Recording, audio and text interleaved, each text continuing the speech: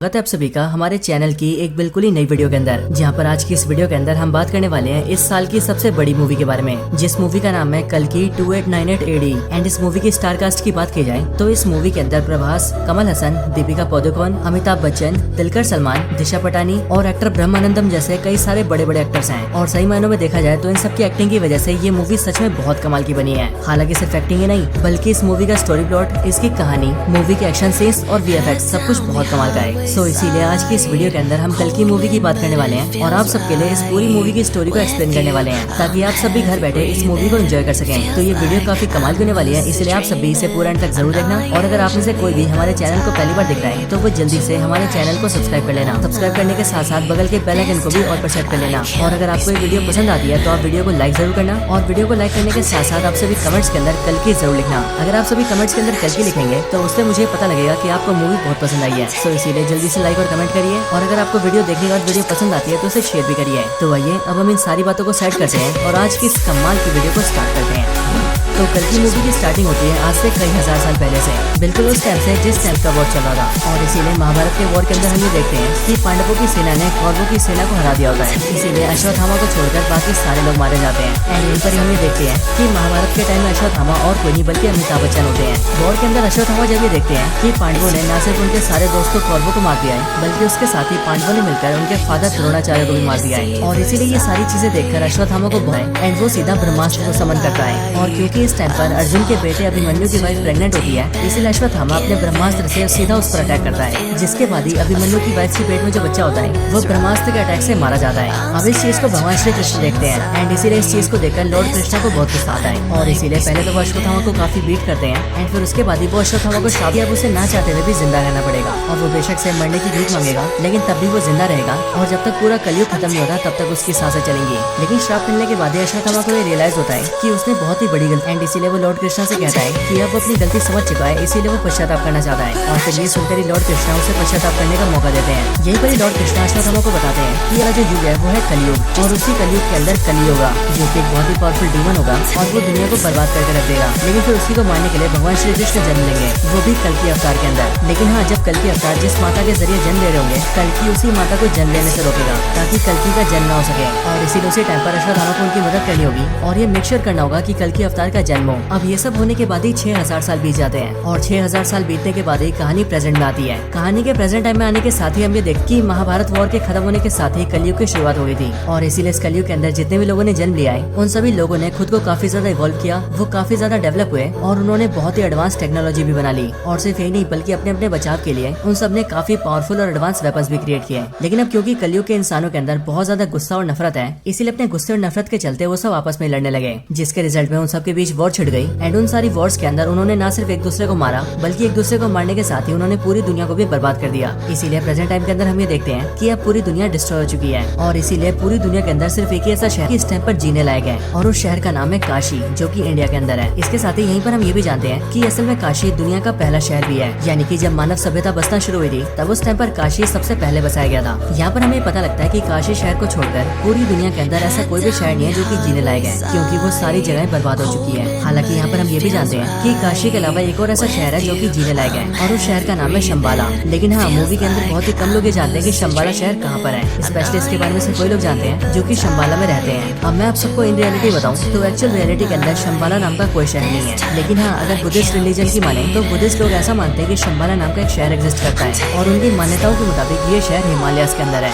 But actual में इसके बारे में कोई नहीं जानता है। और इसीलिए जिस तरह से इन रियलिटी शंबाला एग्जिस्ट करता है ठीक उसी तरह से इसे मूवी में भी दिखाया गया है, क्योंकि मूवी में भी शंबाला शहर के बारे में कोई भी नहीं जानता है और ये भी एक छुपी हुई शहर है जिसका लोकेशन बहुत कम लोगों को पता है। अब काशी शहर के अंदर हम ये देखते हैं कि काशी के अंदर कई सारे लोग हैं और उन सब में से कुछ लोग अमीर हैं और बाकी सब लोग गरीब हैं और इसीलिए जो भी लोग गरीब हैं उनकी जिंदगी बहुत बुरी है। इसके साथ ही काशी शहर के मिडिल एरिया के अंदर एक कॉम्प्लेक्स नाम की बहुत बड़ी जगह है जो कि देखने में एक उल्टे से ट्रायंगल जैसा दिखता है, लेकिन ये कॉम्प्लेक्स नाम का ऑब्जेक्ट काफी ज्यादा बड़ा है और इसके अंदर खाना, साफ पानी, साफ एयर, अच्छे कपड़े, अच्छे घर, पेड़ पौधे, साफ नदियाँ, साफ जंगल और इस तरह की सारी चीजें चीजें हैं एंड इसीलिए जो भी अमीर लोग हैं वो सब लोग इसके अंदर रहते हैं। हालांकि इस कॉम्प्लेक्स को काफी सिस्टमेटिकली तरीके से चलाया जाता है और जो इस पूरे कॉम्प्लेक्स को रूल करता है उसे सुप्रीम कहा जाता है। पूरा नाम कहे तो सुप्रीम यास्किन। अब ये जो सुप्रीम यास्किन है ये ना सिर्फ पूरे कॉम्प्लेक्स को रूल करता है बल्कि इसके साथ ही सब कुछ को मैनेज करने के लिए इसके पास खुद की आर्मी भी है, जिस आर्मी के सोल्जर्स इसके कहने पर सारे काम करते हैं और इन सारी आर्मी को लिए इसके पास एक कमांडर भी है जो कमांडर ही आर्मी को ऑर्डर्स देता है। इसके साथ ही हम ये भी जानते हैं कि पूरे कॉम्प्लेक्स से लेकर पूरे काशी शहर के अंदर कोई डॉलर या फिर रुपीज जैसी करेंसी नहीं चलती,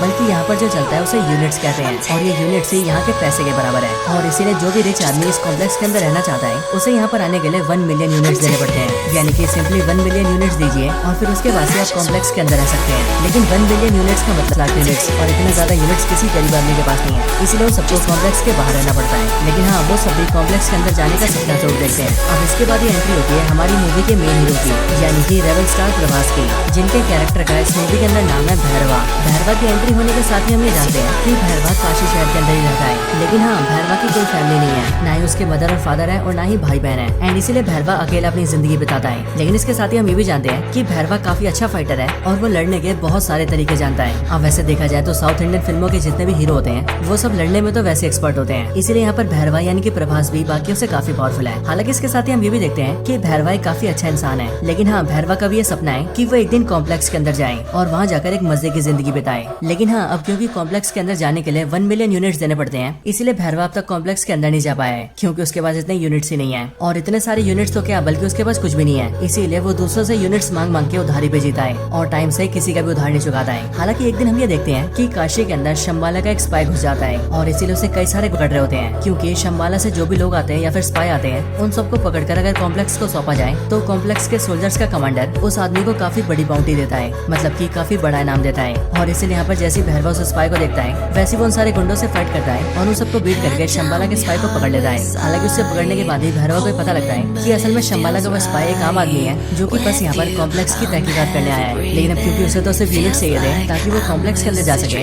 इसीलिए वो स्पाई की बात नहीं मानता है और उसे अपने घर में बंद कर देता है ताकि कुछ टाइम बाद ही वो उसे कॉम्प्लेक्स को सौंप दे और कॉम्प्लेक्स से उसे 10,000 यूनिट्स मिले। और फिर इसी तरह से धीरे धीरे करके वो कई सारे यूनिट जोड़े और जब उसके पास 1 मिलियन यूनिट हो जाए तो वो कॉम्प्लेक्स के अंदर जाए। हालांकि इसके कुछ टाइम बाद ही हम दिशा पटानी को भी देखते हैं जिसका इस मूवी के अंदर रॉक्सी नाम होता है और वो बेसिकली मूवी के अंदर भैरवा की गर्लफ्रेंड होती है। रॉक्सी जब भैरवा से गया तब हमें पता लगता है कि भैरवा ने उधार लेने के मामले में रॉक्सी को भी नहीं छोड़ा है और उसने रॉक्सी से भी कई सारी यूनिट्स उधार ले रखे हैं। लेकिन ये सबसे अच्छा रॉक्सी भैरवा को बताती है कि उसकी कॉम्प्लेक्स के अंदर जॉब लग गई है एंड उसे कल से कॉम्प्लेक्स के अंदर जाना है और वहाँ जाकर साफ सफाई करनी है। लेकिन जैसे भैरवा कॉम्प्लेक्स का नाम सुनता है वैसे वो रॉक्सी से कहता है कि वो कल बस एक दिन के लिए उसे अपने साथ लेकर जाए क्योंकि उसका भी ये सपना है कि वो कॉम्प्लेक्स को अंदर से देखे। अब इसके लिए रॉक्सी एग्री कर जाती है और वो भैरवा को अपने साथ कॉम्प्लेक्स के अंदर ले जाती है। अंदर आने के बाद ही भैरवा को बहुत खुशी होती है क्योंकि वो देखता है कि कॉम्प्लेक्स अंदर से बहुत सुंदर है, वहाँ बहुत सारा साफ पानी है, खाने के लिए बहुत कुछ है, वहाँ नदियाँ है, जंगल है और इसी तरह की बहुत सारी सुंदर सुंदर चीजें हैं एंड इसलिए ये सब देखकर भैरवा थोड़ा पागल हो जाता है और वो रॉक्सी के साथ मिलकर सब कुछ के मजे लेने लगता है। लेकिन हाँ, कुछ टाइम बाद ही वो सोल्जर्स के हाथों पकड़ा जाता है जिस वजह से कॉम्प्लेक्स के सोल्जर्स भैरवा को बाहर निकाल देते हैं। लेकिन हाँ, जब भैरवा को कॉम्प्लेक्स से निकाल दिया जाता है तब उसका कॉम्प्लेक्स के अंदर जाने का और भी ज्यादा मन करने लगता है क्योंकि उसने कॉम्प्लेक्स के अंदर का ट्रेलर जो देख लिया होता है एंड इसीलिए भैरवा डिसाइड करता है कि वो जल्दी से जल्दी कॉम्प्लेक्स के अंदर जाकर ही रहेगा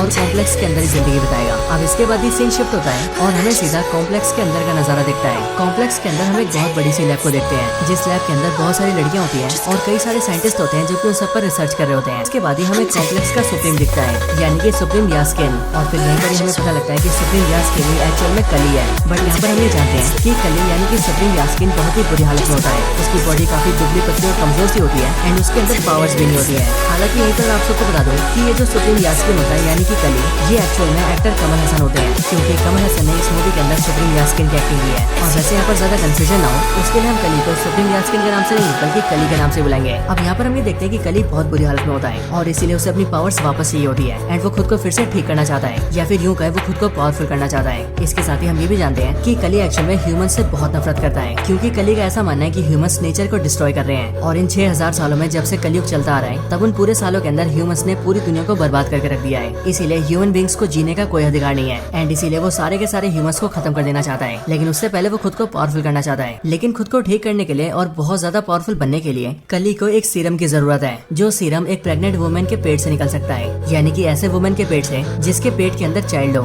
और इसके लिए कली ने एक बहुत बड़ी लैब बना रखी है एंड उस लैब में काम करने के लिए उसके पास सारे टॉप साइंटिस्ट हैं और कली के पास जितने भी सोल्जर्स हैं वो उनकी मदद से बहुत सारी लड़कियों को पकड़ के लाता है और उन सबको अपनी लैब के अंदर कैद करके रखता है और फिर उसके बाद ही कली उन सारी लड़कियों के अंदर सीडिंग करता है, जो कि बेसिकली एक साइंटिफिक एक्सपेरिमेंट है जिसके जरिए वो लड़कियों को प्रेग्नेंट करता है। यहाँ पर वो नॉर्मली प्रेग्नेंट नहीं करता है, बल्कि वो सीडिंग करने के लिए किसी स्पेशल मेथड का यूज करता है और सीडिंग में कुछ स्पेशल मिलाता भी है, जिसके बाद लड़कियां प्रेग्नेंट होने लगती हैं। हालांकि यहाँ पर हम ये भी देखते हैं कि यहाँ पर जितनी भी लड़कियों के ऊपर सीडिंग की जाती है उनमें से सारी की सारी लड़कियां प्रेग्नेंट नहीं होती है। इसीलिए जो भी प्रेग्नेंट होती है उन सबको अलग जगह रखा जाता है एंड उन्हें रहने के लिए और खाने पीने के लिए सब कुछ बहुत ही बढ़िया दिया जाता है। लेकिन जो भी लड़कियां सीडिंग के बाद भी प्रेग्नेंट नहीं हो पाती उन सबको लैब के अंदर स्लेव बनाया जाता है, यानी कि गुलाम। और फिर वही सारी स्लेव लड़कियां सभी प्रेग्नेंट हुई लड़कियों की सेवा करती हैं और जो भी उन्हें हेल्प चाहिए होती है वो सारी हेल्प भी करती है। हालांकि यहीं पर हम ये भी जानते हैं कि कली को जिस सीरम की जरूरत है वो सीरम उसी प्रेग्नेंट लड़की के पेट से निकल सकता है, जो कि 121 डेज से ज्यादा टाइम से प्रेग्नेंट हो, यानी कि वो कम से कम 4 महीने के प्रेग्नेंट हो। लेकिन यहाँ पर हम ये देखते हैं कि कली की सीडिंग की वजह से यहाँ लैब में जितनी भी लड़कियों को प्रेग्नेंट किया जाता है वो सभी लड़कियाँ 90 या फिर 91 डेज से ज्यादा जी नहीं पाती है,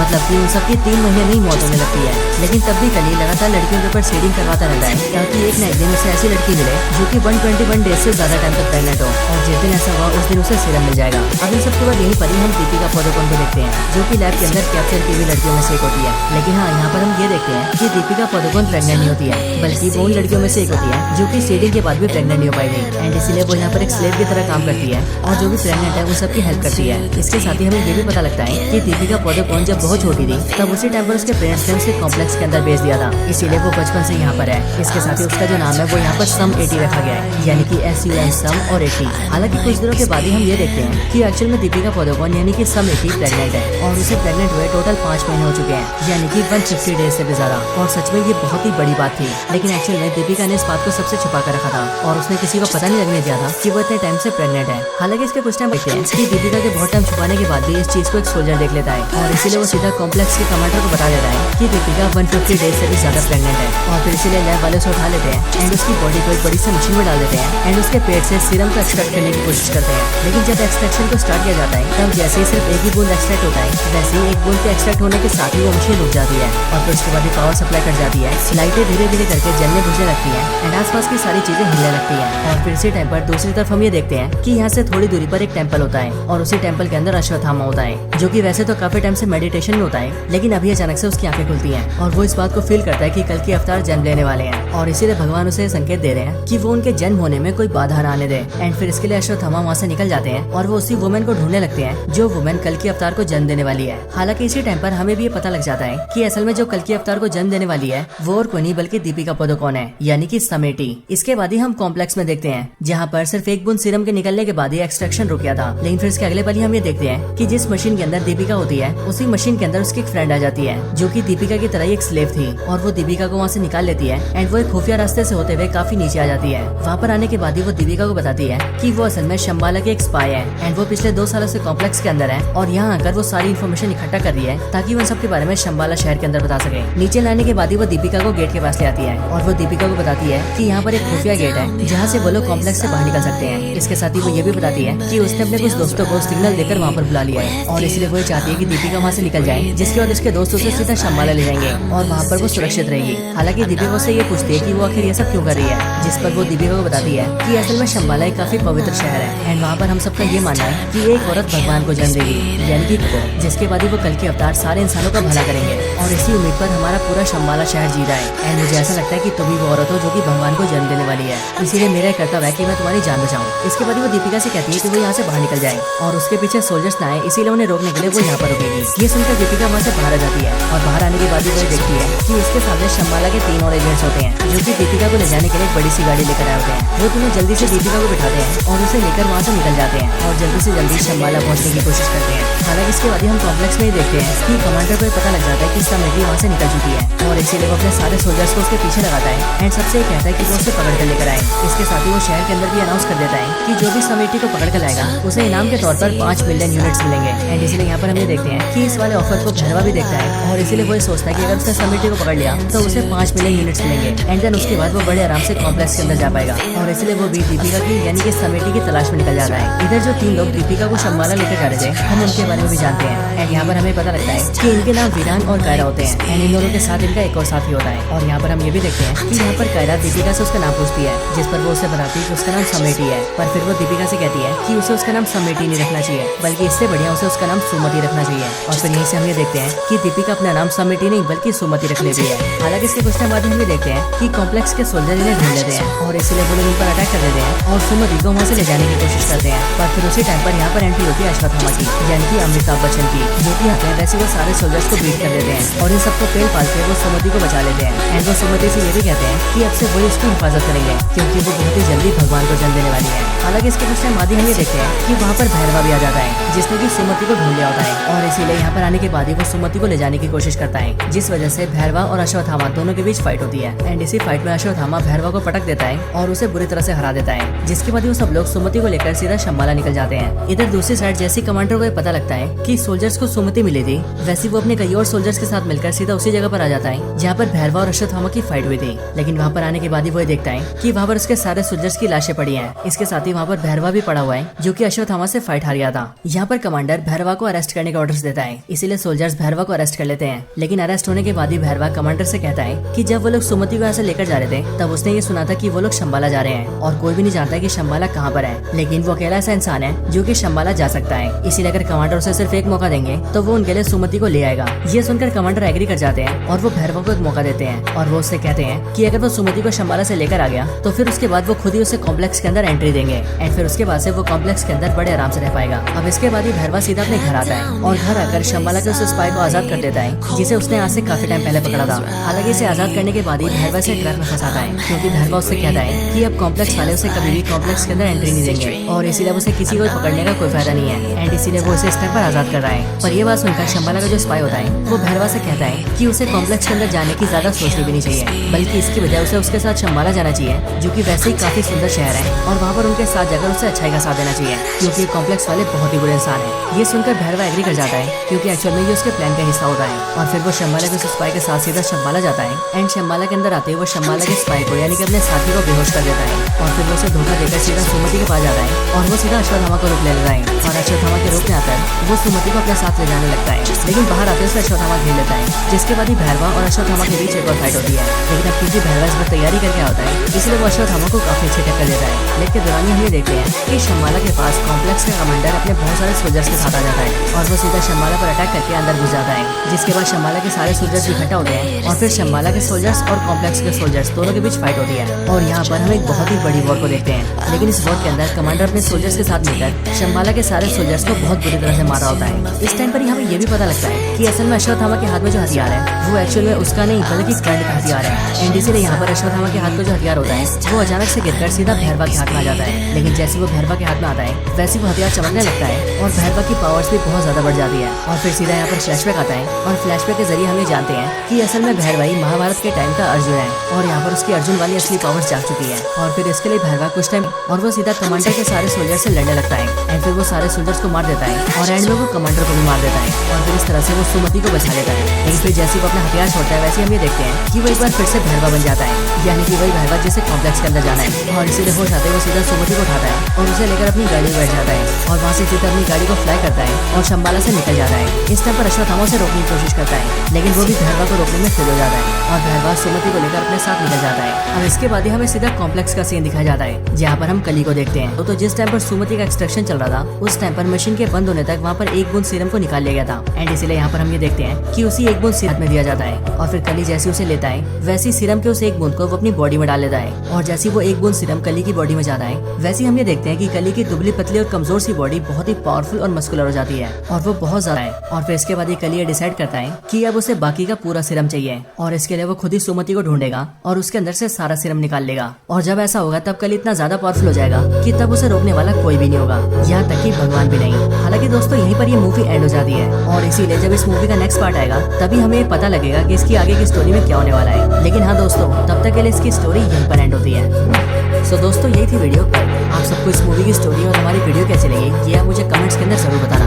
और अगर आपको रिकमेंडेशन हो तो आप वो भी मुझे कमेंट्स के अंदर बता सकते हैं। बाकी वीडियो पसंद आई हो तो इसे लाइक जरूर करें और कमेंट्स के अंदर भी कल की जरूर लिखें। आप वीडियो को लाइक और कमेंट जरूर करना क्योंकि जब आप वीडियो को लाइक करेंगे कमेंट्स के अंदर कल की लिखेंगे तो हमें ये पता लगेगा कि आप सबको वीडियो बहुत पसंद आई है। और हाँ, अगर आपको सच में वीडियो ज्यादा पसंद आई है तो आप वीडियो को लाइक और कमेंट करने के साथ साथ वीडियो को शेयर भी कर देना ताकि आपके साथ साथ आपके सारे दोस्त इस वीडियो को देखकर मूवी की स्टोरी जान पाएंगे। हाँ, अगर आपको इसके अलावा हमारे चैनल की कोई और ऐसी वीडियो देखनी है तो आप सिर्फ हमारे चैनल को चेक आउट कर सकते हैं या फिर मैंने कई सारी वीडियोस के लिंक डिस्क्रिप्शन में दिए हैं तो जो मन करे आप वो वाली वीडियो देख सकते हैं। और मुझे उम्मीद है कि आपको ये सारी वीडियोस बहुत पसंद आएंगी। तो बस आज की इस वीडियो में इतना ही।